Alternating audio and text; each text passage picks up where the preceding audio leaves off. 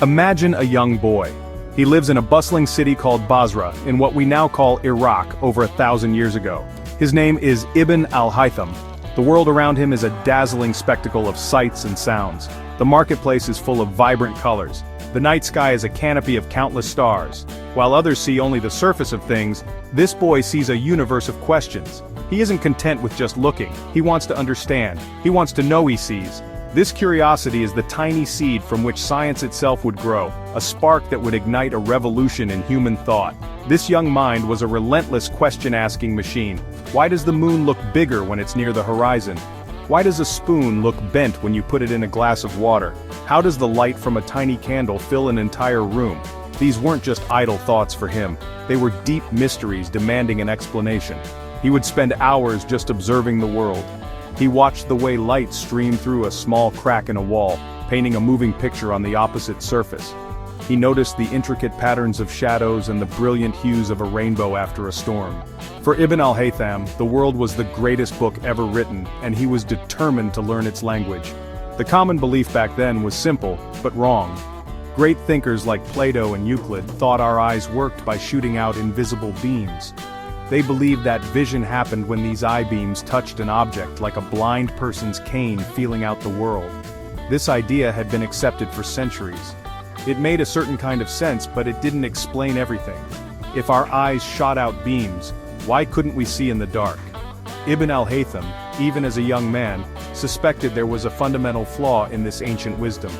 He felt the truth was waiting to be discovered, not in old books but in the real world. His journey began not with a grand theory but with a humble commitment to observation. He understood something revolutionary. To find the truth, you couldn't just rely on what others had said before you. You had to test it.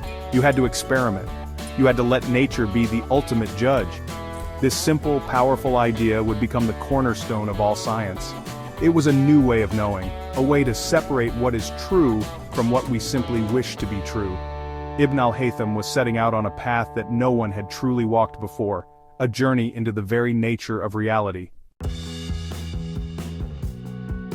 As a brilliant young man, Ibn al-Haytham's reputation grew. He was known for his sharp mind and bold ideas. His fame reached the powerful ruler in Cairo, who had a big problem, the Nile River. Every year the Nile would flood unpredictably, sometimes bringing disaster. The ruler summoned Ibn al-Haytham, challenging him to build a dam and tame the mighty river. Filled with confidence, Ibn al-Haytham accepted, but when he saw the sheer, untamable power of the Nile firsthand, he realized the task was impossible with the technology of his time. He had failed. To escape the ruler's wrath, he had to pretend he was insane.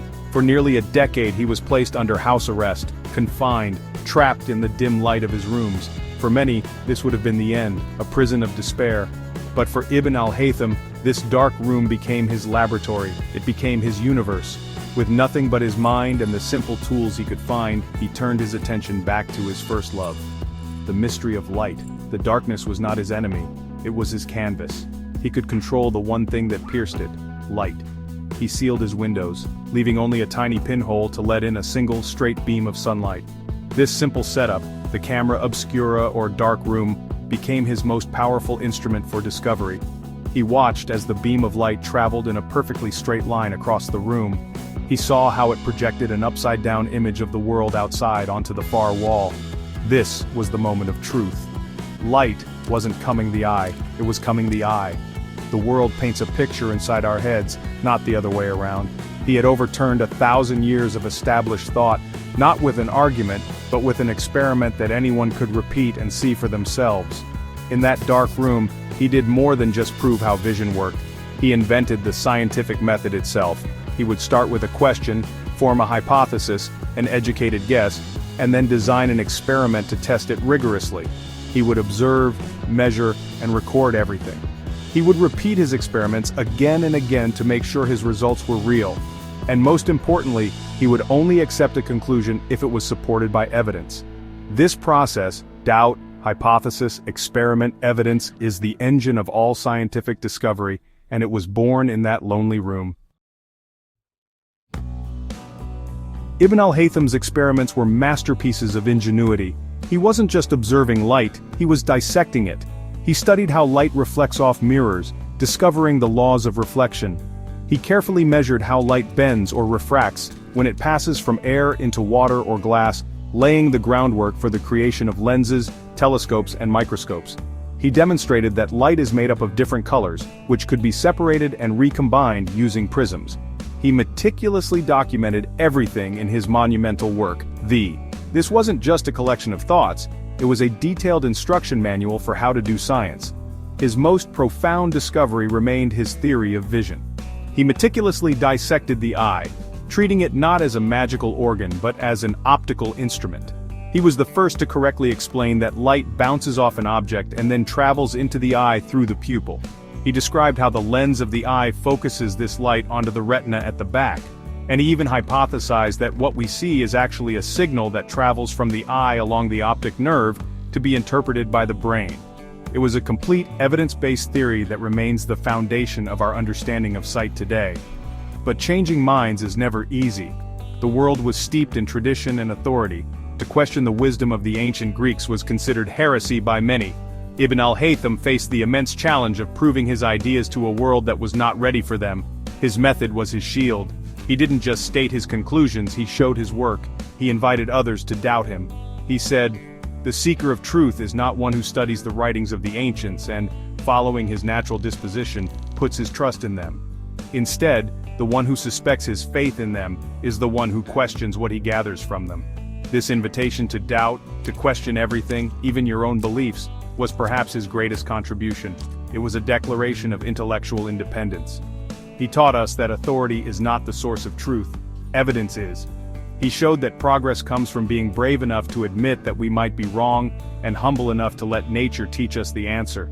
His work was a bright light in what was in Europe the intellectual darkness of the Middle Ages. It was a beacon that would eventually illuminate the path for the European Renaissance and the scientific revolution. So why do we call Ibn al-Haytham the first true scientist? It's not just because of his discoveries, as brilliant as they were, it's because he made them. Before him, knowledge was mostly philosophical. Thinkers would reason about how the world worked. Ibn al-Haytham showed us a new path. He insisted that to understand the cosmos, you must observe it, measure it, and test your ideas against reality. He gave us the toolkit for science. A way of thinking that allows us to build on the knowledge of the past and push into the unknown. Every scientist who has ever lived since stands on the shoulders of this giant from Basra. His story matters today more than ever. We live in a world overflowing with information and misinformation. It's easy to believe things just because we hear them often or because they come from someone in authority. Ibn al-Haytham's legacy is a powerful reminder to always be skeptical, to ask for the evidence, to think for ourselves. He teaches us that curiosity is a superpower, and that doubt is not a weakness, but the first step toward genuine understanding. His life is a testament to the power of a single, persistent mind to change the world, even from the confines of a dark room. When you look up at the stars through a telescope, you are using a device that exists because of his work on optics. When a doctor examines your eyes, they are applying principles he first discovered. Every time a scientist conducts an experiment, they are following the method he pioneered. His was translated into Latin and studied for centuries by later scientific legends like Roger Bacon, Leonardo da Vinci, and Johannes Kepler. He provided the spark, and they carried the flame, passing it down through the generations to the scientists of today. The journey of science is a long and ongoing story of human curiosity. It's a journey that began with one person brave enough to choose evidence over authority, experiment over dogma. Ibn al-Haytham wasn't just the first scientist, he was the first to show us the way.